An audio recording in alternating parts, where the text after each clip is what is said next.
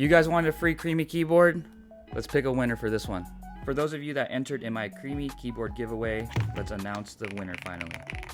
This is the Ajaz AK820. I have modified this keyboard with the tape mod, ACO keycaps in gray, black, and white, and Gateron smoothie switches. Before I give away this Creamy keyboard, let's do one last sound test.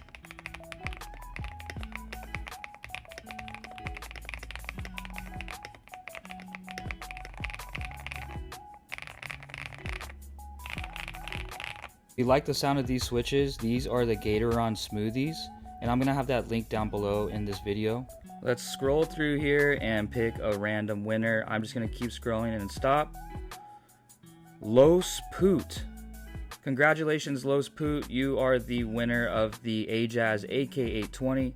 I will be messaging you, Los Poot, if you do not see this video, so congratulations to you. And I want to thank everyone else that entered in this giveaway. I really do appreciate you and appreciate all the follows. To show my appreciation, I'm going to be giving away my brand new Minis Forum keyboard that I just got, or my ACO 5075B Plus. And that giveaway video will drop next week.